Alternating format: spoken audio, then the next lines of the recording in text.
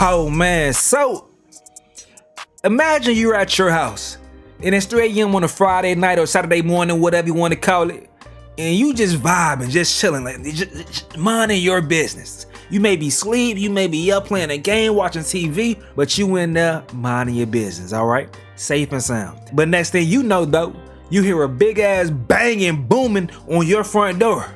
Well, that was the position that Tyler Butler found himself in when these three just came to his door, scaring this dude right here, had him thinking that his home was being burglarized, and he came out with that fire and lit their ass up, man. He lit him up. He lit him up. And one of the teens died and another got shot, was wounded. And now he finds himself in jail with no bail. And I'm saying right now, free that man. Free that man, dog. I don't think there's gonna be a situation that's gonna be causing much of race war. I don't think it's one of those, because even MAGA, I'm even seeing MAGA folks saying, free that man. Hell nah, but let's get into the story. New details on the Northern Virginia man who allegedly shot and killed a high school student who was trying to break into his house as part of an apparent TikTok challenge. Fox 5's Bob Barnard live in Fredericksburg with the update. And Bob, today you pushed to get some answers. Yeah, that's right. Look, most of the relevant documents in this case are sealed, so we don't know what led up to these charges being filed.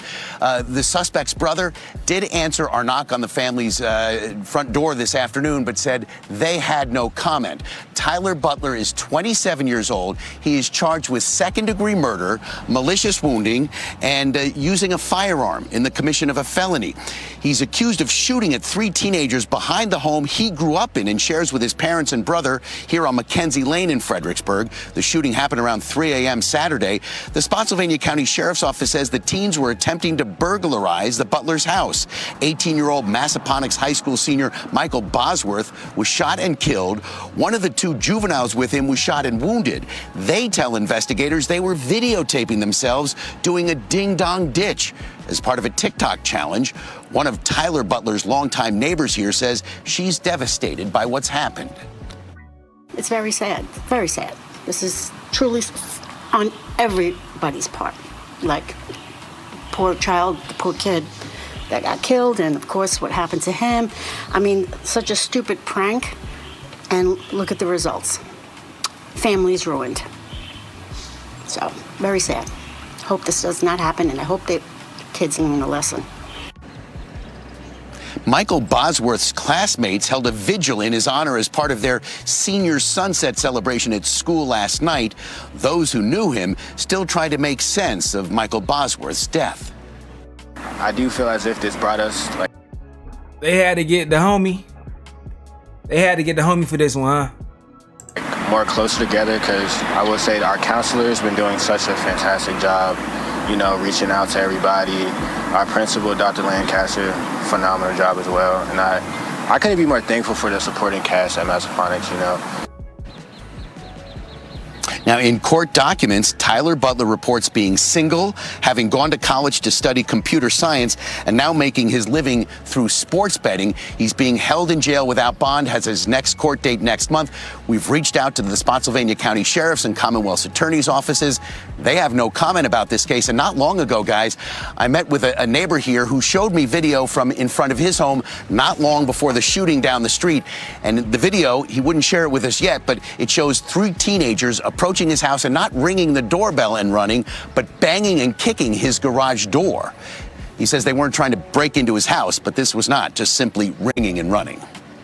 Nah, bruh, imagine you in your crib. We don't know what this man got going on, if he got any ops or anything. Like, I'm not gonna assume he has any ops or whatever, but you just don't know what's going on in that man's situation for him to hear banging at his door, garage, or whatever it may be.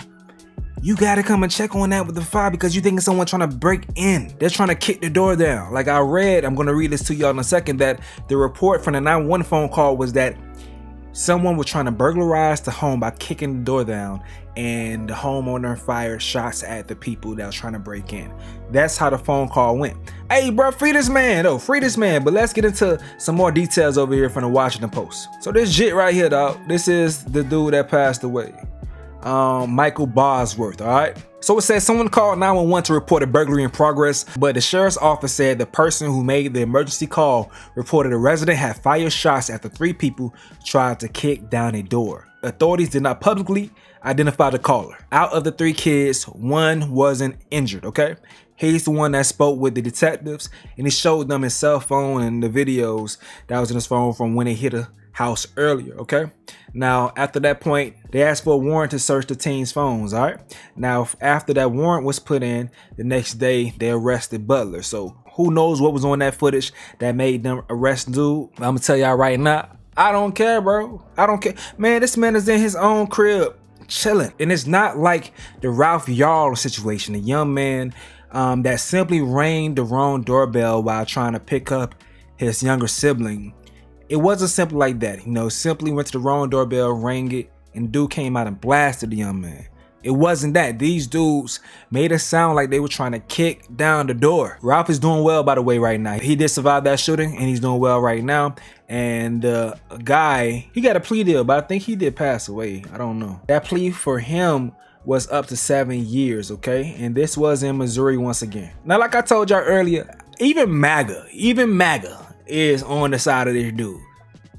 And I know it's black MAGA out there too, but sometimes y'all be cooning.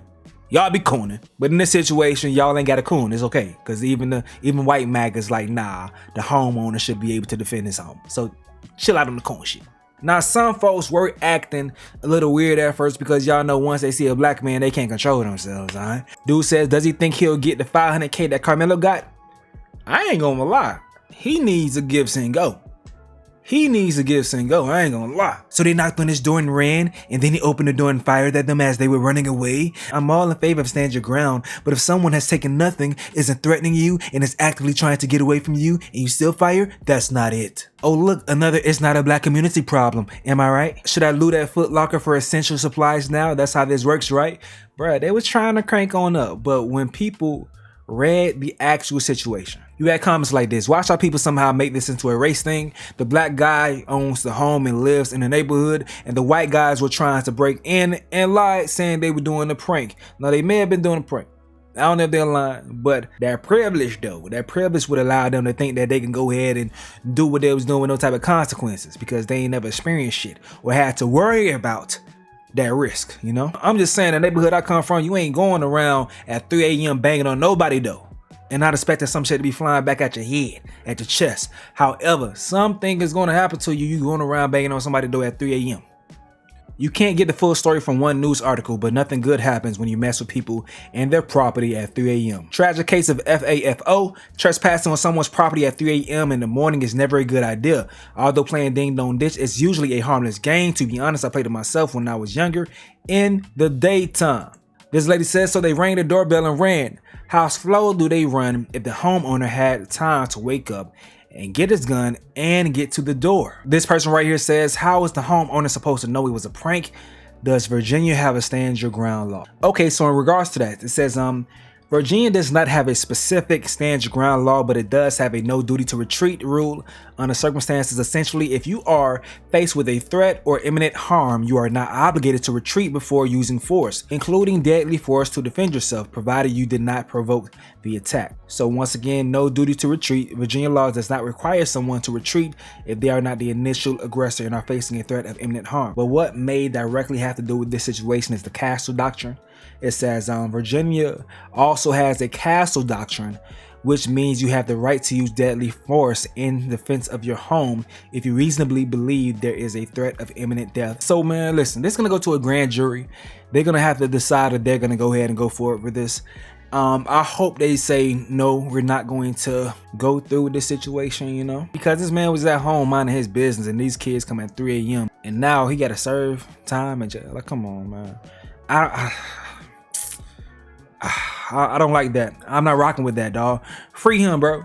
Free Tyler Butler. If you guys want to support him, and I find information in the future about how to support him in this situation and his legal defense, I'll let you guys know. All right? Free that man, though. But y'all let me know what you have to say in the comment section below. I'm going to go ahead and get up out of here, though. This is another update with Stace.